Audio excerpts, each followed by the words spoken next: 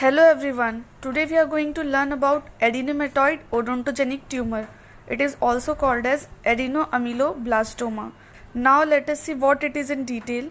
So you can see this adenomatoid odontogenic tumor, that is our AOT, represent about 3 to 7% of all odontogenic tumor, and tumor here classified as hamartoma. So what is hamartoma?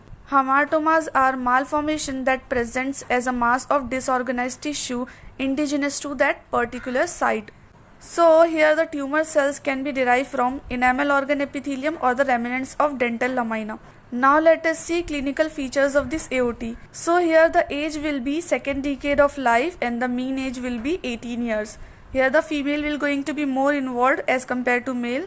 The ratio will be 2:1. So when we talk about location, 65% occur in maxilla, 65% occurs in canine region, and 74% of this AOT will going to be associated with crown of unerupted tooth, and it is usually asymptomatic and painless tumor.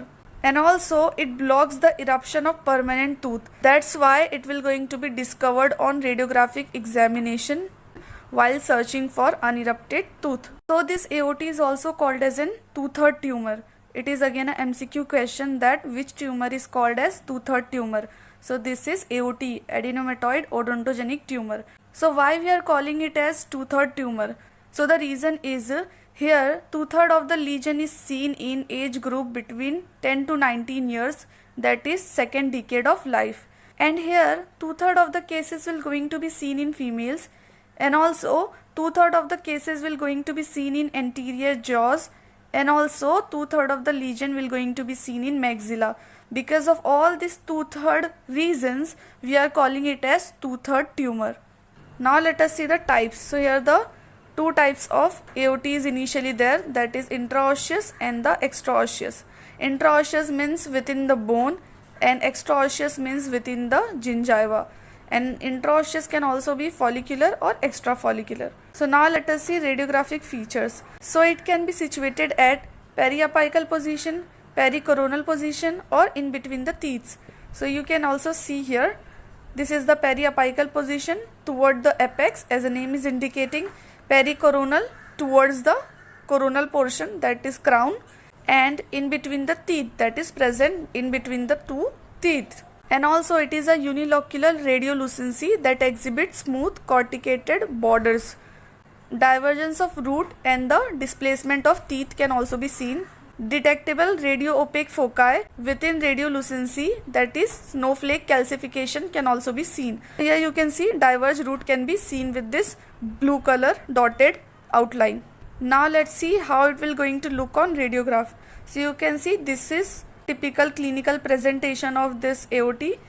So you can see this is the typical radiolucent area. This is nothing but AOT. You can also appreciate here the divergent of root is seen, and displacement of the crown into the oral cavity can also be seen. Now let us see histopathological features of this AOT. So here the lesion is usually surrounded by thick fibrous capsule. Spindle shaped epithelial cells is seen that forms the sheath, cords, or the walled masses. Rosette of cells is seen. Duct-like structures can be seen. Different areas of calcification can also be seen. So now let us see in this picture. So you can see this purple color things are duct-like structures that is lined by columnar cells, and these blue color structures which is present here and there are the areas of calcification.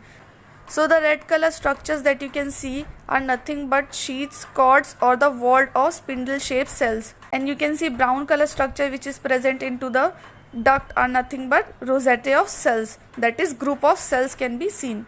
Now let us see in this microscopic picture. You can see these are the duct-like structure which is lined by columnar cells. In between all these are the spindle-shaped cell which is present in strands, cords, or wall pattern, and there will be area of calcification can also be seen. Now let us see what are the treatment for this AOT. So we can do enucleation. It is the treatment of choice as the tumor is easily removed from the bone, and here the recurrence rate is very low. So this was all about the AOT.